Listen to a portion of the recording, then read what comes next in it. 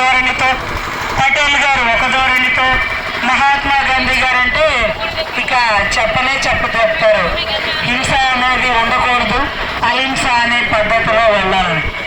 ఎవరెవరు ఎన్ని దారులుగా బయటకు వచ్చినా సరే స్వాతంత్రం కోసం కుటుంబంలో ఒక బిడ్డని అర్పించినటువంటి ఆ కుటుంబ సభ్యులకి నివాళులు అర్పించాలండి.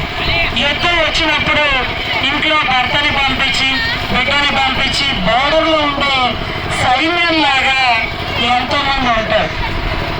ఈరోజు పార్టీలకు అతీతంగా అందరూ కలిసి చేసుకునే పండగ జెండా పండగ.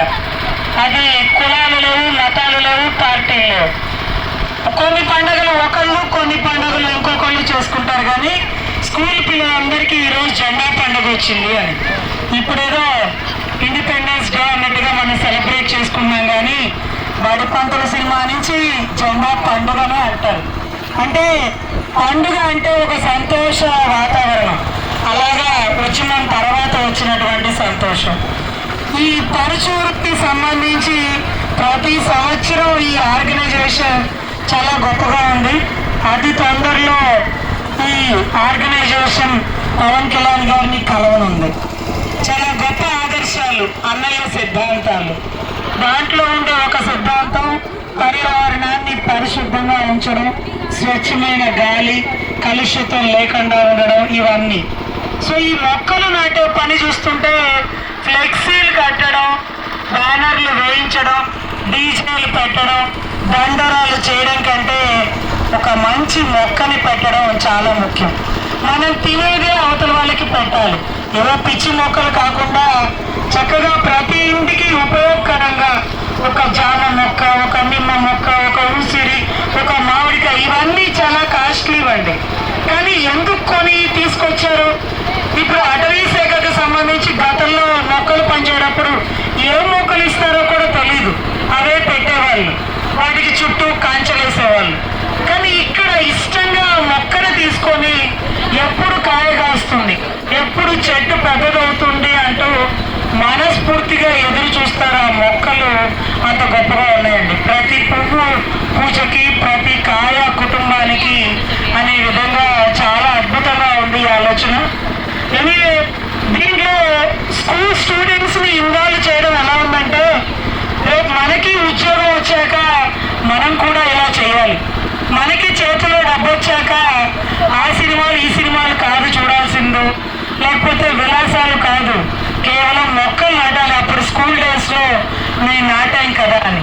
మీరందరూ పెళ్లి చేసుకొని దేశాలు దాటి వెళ్ళిపోయినా ఆగస్టు 15 జెండా పండుగ మీ స్కూల్కి కొంత ఫండ్ ఇచ్చి ఆ ఫండ్తో నా పేరుతో కొన్ని మొక్కలు నాటించండి. ఆ రోజు ప్రత్యేకంగా నేను ఇచ్చిన 5,000తో 10,000తో స్కూల్ పిల్లలకి స్వీట్లు ఇవ్వండి అని మీరందరూ మనస్ఫూర్తిగా చెప్పాలి. చెప్తారా? ఎందుకంటే స్కూల్లో చాక్లెట్లే ఇస్తారు, ఎవరు స్వీట్లు ఇస్తారా అని ఎదురు చూసేవాళ్ళు. ఆగస్టు 15 అప్పుడు పలానా అబ్బాయి అమెరికాలో ఉన్నారు, అతని స్వీట్ బాక్స్ స్పాన్సర్ చేశారు. పలానా అబ్బాయి జర్మనీలో ఉన్నాడు, మీకు ఎగ్జామినేషన్ కావాలయ్యే బుక్స్ ఇచ్చారు. ఇవన్నీ కూడా తీసుకోవడమే కాదు, రేపు మీరు ఎదిగిన తర్వాత ఇవ్వడం నేర్చుకోవాలి. ఇలా మొక్కలు నాటే దాంట్లో మీరు ఈరోజు పాత్రదారులు. కానీ జీవితంలో ఎదిగాక ఒక సూత్రధారులాగా ఇదే మొక్కలకి అనుగుణంగా ప్రతి చేలో మొక్కలు ఉంటే చాలా బాగుంటుందండి. కొబ్బరి మొక్కలు నిజంగా ఒక 10 మొక్కలు ఉంటే ఇంట్లో పెద్ద కొడుకు ఉన్నట్టంట. ఎందుకంటే ఆ కాపు వచ్చేటప్పటికి ఆ కుటుంబానికి అంత గొప్పగా ఉపయోగపడుతుందట.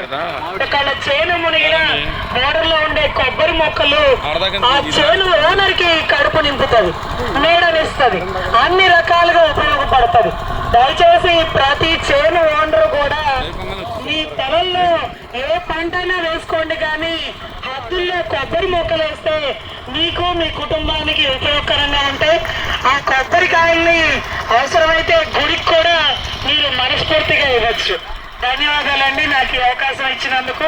ఇంత గొప్ప కార్యక్రమంలో నేను పార్టిసిపేట్ చేయడమే కాకుండా ఇక్కడ నుంచి నేను కొన్ని మొక్కలు కూడా తీసుకెళ్ళా. ఆ మొక్కలు పెరిగిన ప్రతిసారి ఇది పరుచు రోళ్ళు ఇచ్చిన మొక్కలు అని మరొక్కసారి గుర్తు వచ్చింది. ఎందుకంటే ఎప్పటి నుంచి నేను కడియల్ని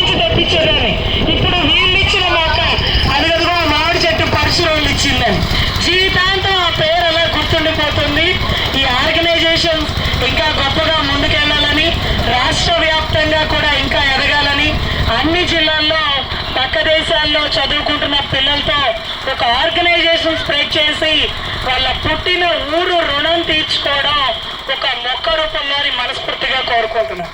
ధన్యవాదాలండి.